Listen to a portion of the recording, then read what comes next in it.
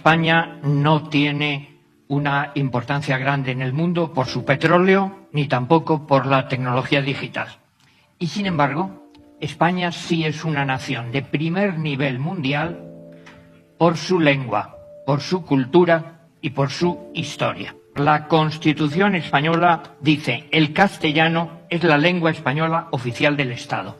Pero aquí nos estamos equivocando mucho, porque se está diciendo, incluso ha habido representantes del PP que lo han aceptado eso, se dice que todas las lenguas españolas son iguales, tienen la misma categoría. En absoluto, perdónenme, y no hablo solo del número de personas que las emplean, que ya es un argumento importante, no, sino desde el punto de vista puramente lingüístico. Miren, hay un libro de Amado Alonso que se llama Castellano, Español, Idioma Nacional, y cuenta una cosa sencillísima que está en la historia, que es que el castellano en un momento dado se convierte en español, el español se convierte en idioma nacional, y eso no fue por mandato de Franco ni siquiera de los Reyes Católicos, no, son hechos históricos que están así.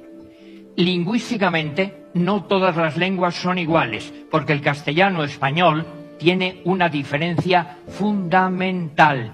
Es la única lengua común de todos los españoles.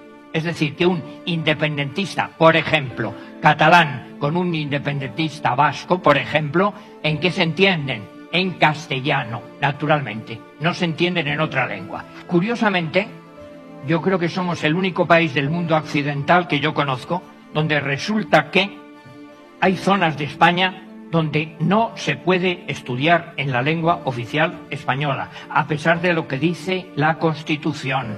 Dice que todos los españoles tienen el deber de entenderla. ¿Y cómo se va a entender de verdad si no se ha estudiado? Creo que somos el único país del mundo civilizado occidental donde se ponen multas por rotular unas tiendas en el idioma oficial del Estado. Es el único país del mundo civilizado, creo, donde un doctorado cuenta mucho menos que conocer una lengua regional, donde, no sé si saben esta historia, ninguno de los libros que se edita en euskera es deficitario, porque simplemente el gobierno vasco paga todo el dinero que cuestan esos libros, es decir, un mercado absolutamente falseado y artificial, donde hay también, fíjense que esto es terrible, y no es para hacer gastar bromas, donde hay comisarios políticos en los recreos para ver en qué idioma hablan los niños. Y si quieren pasamos a lo grotesco, que hoy he leído la noticia de un padre catalán que se protesta porque su niño pequeño no le dejan ir al baño porque no habla en catalán. En España, en este sentido, reina el paletismo directamente. ¿Dónde conocen ustedes que haya, por ejemplo, que un departamento de Bable sea tan importante con el mismo número de profesores que el departamento de español, con todo el dinero que eso supone? Recuerdo una vez en la radio, el día de Cervantes, me tocó hablar con don Jordi Pujol y le pregunté, bueno, ¿usted leerá el Quijote? ¿No? Y me dijo, no, en absoluto, a mí el Quijote no me interesa nada, solo me interesa Goethe. Y bueno, pues usted se lo pierde. Eso es sencillamente lo que yo llamo paletismo por política. En la Feria de Frankfurt, el gobierno catalán siempre ha querido estar amparado por el gobierno español, claro, porque así es importante, pero a la vez separado, no junto, que no se mezcle con los demás, en absoluto. Y por eso también una cosa que ha hecho siempre el gobierno catalán es que a la Feria de Frankfurt, en la parte catalana, solo acuden los autores que escriben en catalán, es decir, que quedan fuera, pues por ejemplo, Gil de Viedma, Vázquez Montalbán, Ana María Matute, Juan Marsé, Eduardo Mendoza, los Goytisol, los Cercas. Lo más importante de la cultura catalana queda fuera precisamente porque no escribe en catalán. Y además de eso, otra cosa muy sencilla, ese idioma castellano que se ha hecho español tiene una proyección mundial. Yo miro el mapa y resulta que España es muy pequeñita, claro, en el conjunto del mapa universal. Pero si pensamos que ese idioma nuestro se habla en España y también en toda Hispanoamérica y también en buena medida en el mundo entero, esa es sencillamente nuestra fuerza fundamental. Todavía una cosa más, la lengua no es algo indiferente. Tengan en cuenta que no es lo mismo en absoluto decir que ETA es un ejército de liberación nacional o decir que es una pandilla terrorista. Es decir, la lengua implica una filosofía. Y lo que hemos llevado a Hispanoamérica no es solo la lengua y la cultura, sino es una filosofía que no se aprende en los libros. Es una manera de ser que llamamos hispánica. Y fíjense, si yo ahora me atrevo a decir hispanidad, supongo que me acusarán de facha y de cosas terribles. Además de eso, tenemos una lengua de las más importantes del mundo, por número y por importancia y por cultura. Tenemos una historia y una cultura importantísima, una de las más grandes culturas occidentales. ¿Que de dónde viene? Lo decía Luis Ventoso, lo decimos siempre, estamos tan de acuerdo, claro, de el cristianismo, de Grecia y de Roma. Lo que hizo España en América es una de las mayores hazañas de la historia. Los países hispanoamericanos no eran colonias en absoluto. Lo que había es mestizaje, es decir, tenían los mismos derechos y las mismas obligaciones que los españoles de la época. Hombre, claro, que en la época pues había una serie de cosas que hoy no toleraríamos, de torturas, de barbarie, pero exactamente igual para los españoles y para los hispanoamericanos. Inventan mentiras continuamente. Se dice, por ejemplo, que los españoles pues han sido crueles, toda clase de exageraciones. Fíjense, lo que pasa es muy sencillo.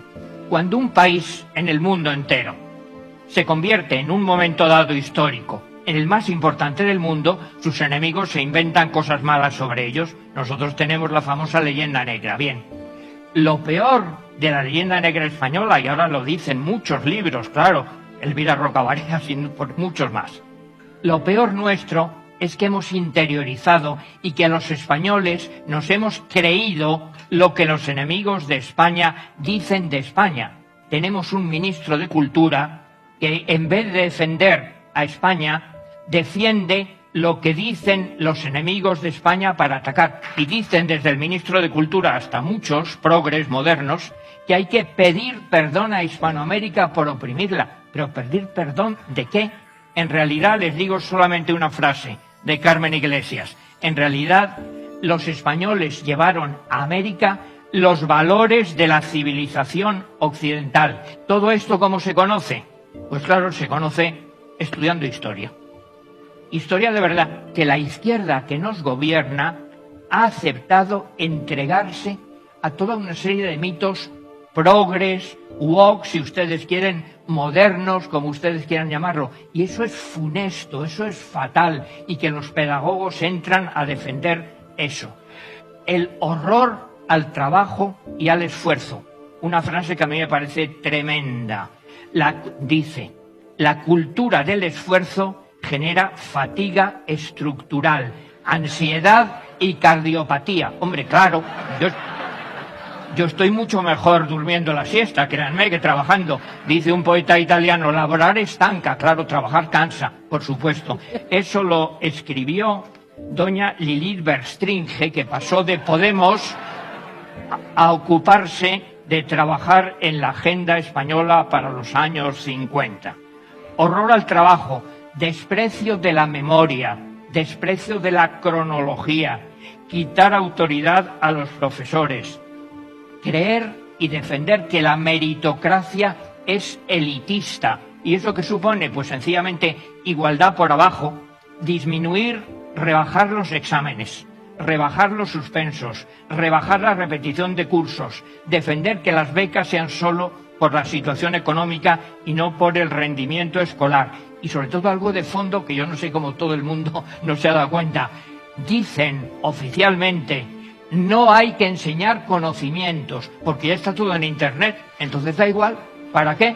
Bueno, ¿y qué es lo que se enseña? Pues se enseñan aptitudes, claro, esa es la frase, de verdad, herramienta. Es decir, me enseñan a mí que soy muy inútil, pues supongo que a enchufar la lavadora o a abrir una lata de sardinas o cualquier cosa así. Una memoria histórica absolutamente sesgada, donde cualquier persona que lo sepa, miren, yo he tenido la fortuna de tener algunos profesores muy buenos y otros medianos y otros malos, como cualquiera. La mayoría de mis buenos profesores, dentro y fuera de la universidad me refiero, habían sido republicanos, habían sido más o menos de izquierdas. Naturalmente, en el terreno de la filología se habían hecho profesores porque amaban a España y amaban la lengua española. Si no, ¿para qué se hubieran dedicado a eso? Bueno, pues, ¿qué dirían entonces mis profesores republicanos cuando leyeran o oyeran ahora que la República Española, la segunda, fue inmaculada, que fue todo maravilloso y que las víctimas inocentes fueron solo de un bando? Eso es un disparate. También es un disparate, pero no exclusivo de España, porque estamos copiando todo lo peor de la llamada cultura woke, decir que ninguna cultura es superior a otra, que todas son iguales. ¿Pero cómo se va a decir eso? Y que lo que hay que hacer es compensar a las culturas marginadas. Les pongo solo un ejemplo y acabo enseguida. Miren, en la Universidad de Oxford, una de las más prestigiosas del mundo, querido Luis, lo siento, el decano de letras de humanidades, propuso a los profesores de historia de la música y de música, de instrumentos, de composición, de interpretación, que solo se dedicaran a la música de compositores no de raza blanca. Es así, es decir, que lo único que podían estudiar era compositores africanos, el jazz.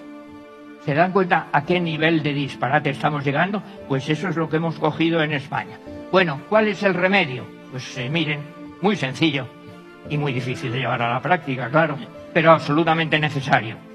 No sentir vergüenza por nuestra historia. Tenemos que estar orgullosos, absolutamente, por ejemplo, de Alfonso X el Sabio y Jorge Manrique, de San Juan de la Cruz y Santa Teresa, de Bernal Díaz del Castillo y Hernán Cortés, de Fray Junípero Serra y Blas de Lezo, de Tomás Luis de Victoria, querido Luis, claro que sí, cómo no, de Cervantes, de Quevedo y de Góngora, de Velázquez, de Zurbarán y Murillo, de Jovellanos, Moratín y Goya, de Bécquer, Rosalía, Galdós, Clarín, Albéniz y Granados, Unamuno, Azorín, Baroja, Valle Inclán, Los Machado, Juan Ramón, Ortega, Picasso, Dalí, Falla, Juan Belmonte, Menéndez Pidal, Severo Ochoa, García Lorca, Salinas, Cernuda, Cela, Delibes, Buero Vallejo, Antonio López. Yo aquí no hablo de derechas ni de izquierdas, ni de tonterías de nada. Hablo de gente importante, española, de la que debemos sentirnos absolutamente orgullosos. Todo esto se resume en Cervantes y en el Quijote, que nos da los mejores valores humanísticos. Les digo solamente tres. La libertad, dice en un momento dado la pastora Gelasia. Libre nací y en libertad me fundo. Segundo, la dignidad de cualquier ser humano, dice Don Quijote. Sábete, Sancho, que un hombre no es más que otro hombre si no hace más que otro. Y por último, algo absolutamente maravilloso, lo mejor de España, que es el Quijote, la ética del esfuerzo, no del resultado. Dice Don Quijote en un momento dado: bien podrán los encantadores quitarme la aventura, pero el esfuerzo y el ánimo será imposible.